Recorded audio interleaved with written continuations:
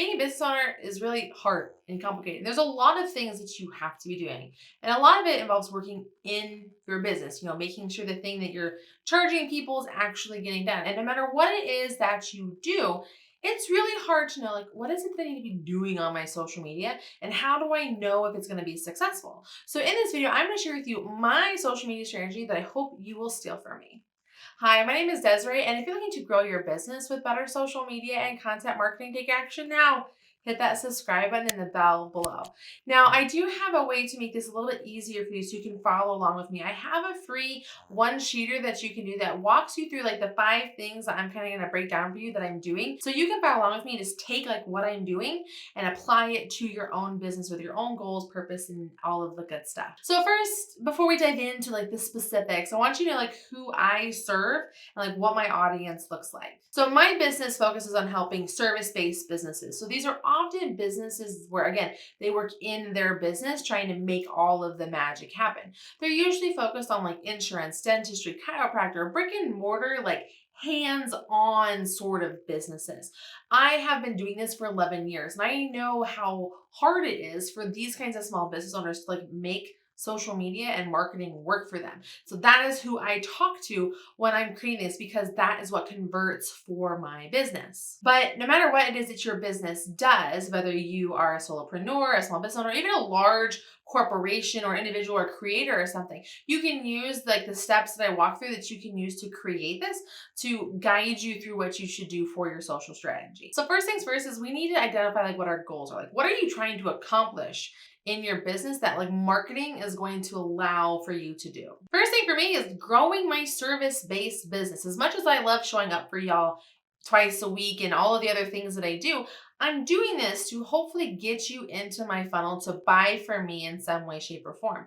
My leading form of revenue for my business is my do-it-for-you social media and video marketing agency, where you are just a small part of what we do. So you like create content, give us a message, a purpose, and then we run with it and take everything and make it work for you so that you don't have to try and figure it out, keep up with it, do messaging, and do all the time-consuming things that it is. So that is what my business does, and I want to grow my service-based business through my social media and my content strategy. And with this, I want to grow out my team. I have always had a team. In fact, when I started All in Social Media back in 2015, I literally created this agency to put military spouses to work.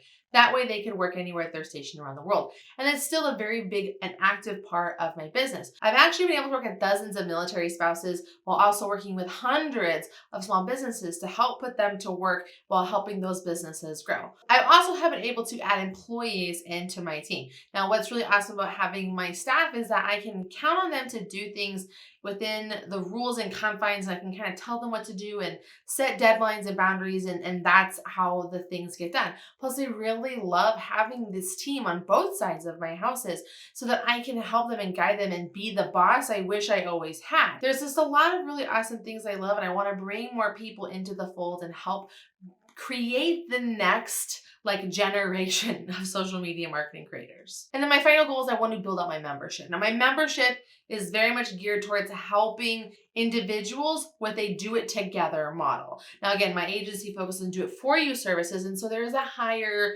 price point to that. And not everybody is able to do that, but they do like my content, they do like my strategies, and I do help them. So therefore, I want to talk to them and give them a membership where we can work together at a much lower ticket cost so that they're able to be a part of the sphere and in turn give me residual income for my agency. Again, one of the great things about being a business owner and a creator is that I can create multiple streams of income, not just based on one thing. If I just rely completely on my service-based business, I'm at the mercy of people coming and going into my business. And if we learn anything from COVID, you've got to make sure that you have multiple streams of income. So when you're planning out your goals with the sheet, make sure you're thinking about like, what can I add into my business? What can be a goal I do and I accomplish to help me figure out a new stream of revenue for my business? Number 2, you want to treat yourself like a client. Now, it's very easy for us to get wrapped up in taking care of everybody else because you're not paying you to do stuff, when in fact, the efforts that you do are actually going to give you money.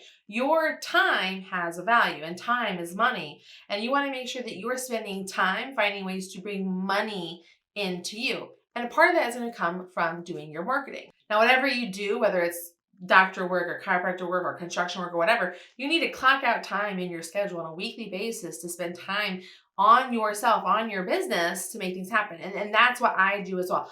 I have a part of my week that I am dedicated to creating these videos, making sure all my systems are in place, making sure my messaging is on point, and all the things that support my marketing efforts. Because if I don't market, if I don't show up for people, if my messaging isn't clear, then how am I supposed to get new leads into my business? I always want to be expanding my brand and establishing my expertise.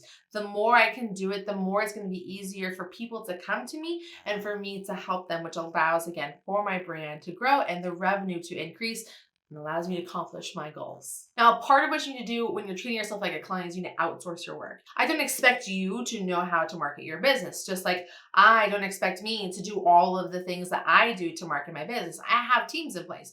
I've had teams in place since the start of my agency in 2015 because I knew that it was really important for me to spend time growing my business so that I could keep bringing in people because I needed to keep having business to help the military spouses.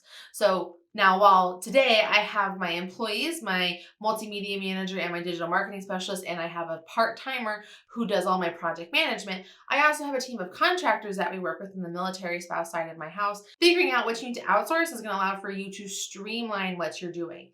And before you get caught up in like, well, Desiree, I don't have the money for that. Yes, you do. You have the money for it because if you don't spend some money, you're not going to be able to make double, triple, or quadruple more what you're spending to grow your business. So you need to invest time and money into making sure your marketing is working for you so that you're going to be able to convert those sales. Number 3 is creating targeted and converting content. Now, in order to figure out what this is for you, you're going to have to test. Everyone hates when I say this. Everyone hates testing. Why? Because it's a potential that you're going to spend time and waste money. And never consider it wasting money because you're learning something, but you could spend money and get nothing in turn for it. You could spend your time on a platform that doesn't work for you. I know for me, I spent years trying to figure out where to go before I landed here on YouTube. So YouTube is the pillar, the top of my funnel for all of my content creation. Everything I do with my marketing starts with YouTube. I have a lot of pieces that support it, but it's where it all starts. So I have 3 main places that I focus on my content. First is YouTube, second is my email list, and third is my Instagram. Now I have my secondary side, which is sort of support content. This is Facebook, Twitter, LinkedIn, my blog, Pinterest. And these content pieces come from these content pieces. I will talk about that in my next step. Let's break down how I create my content and how the different places work. So first things first is I go onto YouTube and I know who I'm talking to and I know what my message is about. I've spent a lot of time testing this and figuring out. Plus, I have the help of vidIQ to help me know, hey, these are the keywords that people are finding you for. Here are some suggestions that you should lean into. But I create keyword-driven content with basically things that people search on the internet and turn into content pieces that can work for me over the long term. Now, a lot of my top performing videos are actually old videos. Like I have this how to StreamYard video that's over 2 years old. That was one of my top performing videos for my business.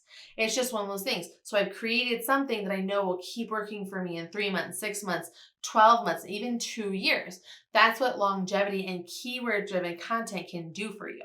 Now, I use my YouTube channel to support my email list, which is my second form of content. At the beginning of this video, I said, hey, go grab my worksheet so that you can take my strategy and fill it in for yourself along the way.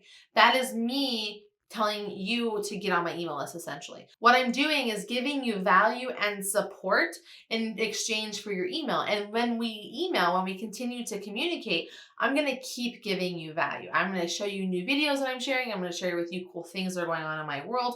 And I always, and I promise, I will always try to find a way to make you laugh. I'm going to keep giving you value no matter what, because ultimately what I want to happen is when you need me, when you need social media video marketing help, you're going to turn to me as the only person that could possibly help you because of the value I will continue to give you. Now you can do this as well for your customers. You just have to figure out what it is that you can do to get them to opt into your list, and then what value you can continue to give them on a regular basis. YouTube is the top of my funnel. My email supports the funnel. And then third is my Instagram, which is where I build relationships and share my weird with the world.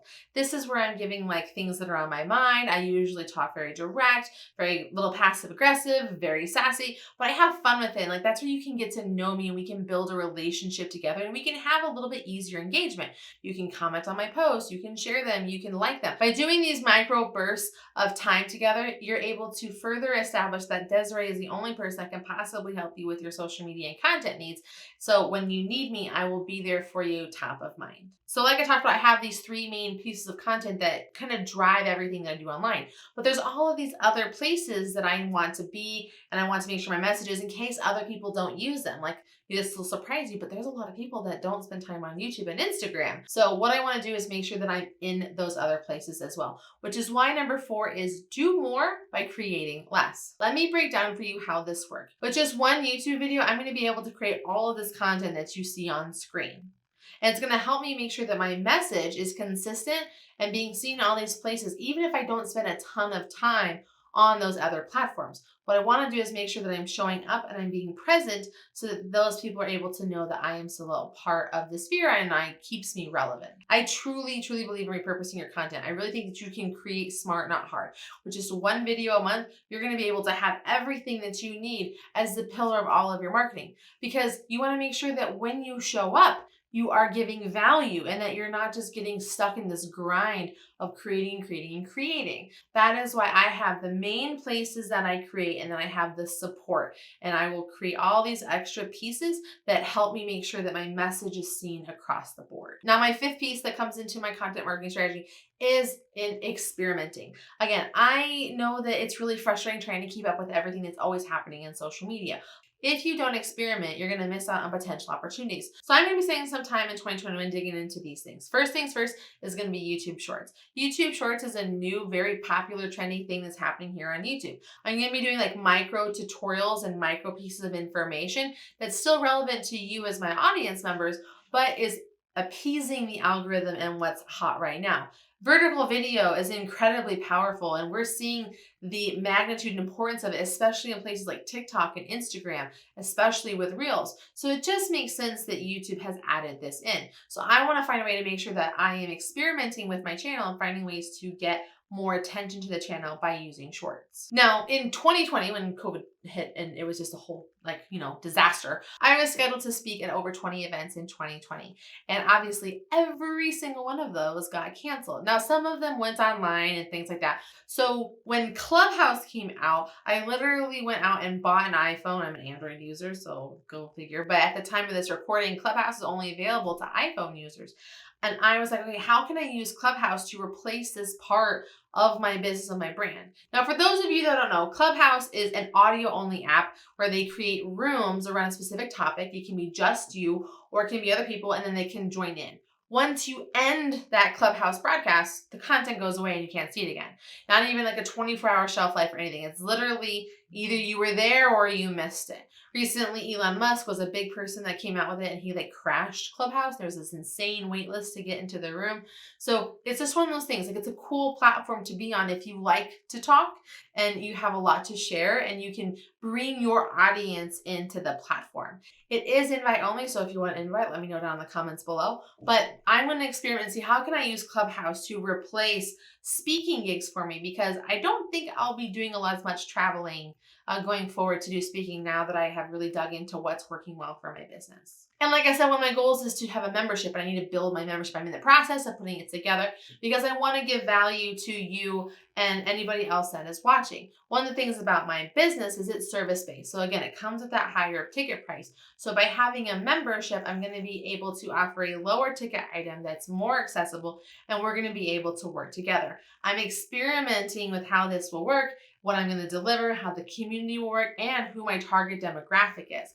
So I'm going to be spending time experimenting and figure out how to make a membership work. Because again, it's really important for me to have a different residual form of income outside of my service-based business. Now, there's so much that goes into content marketing and social media. So I have a whole series on how to get started with social media. You can watch that starting right here. And you should watch this video right here because YouTube thinks you're really going to like it. And until next time, I will see you soon.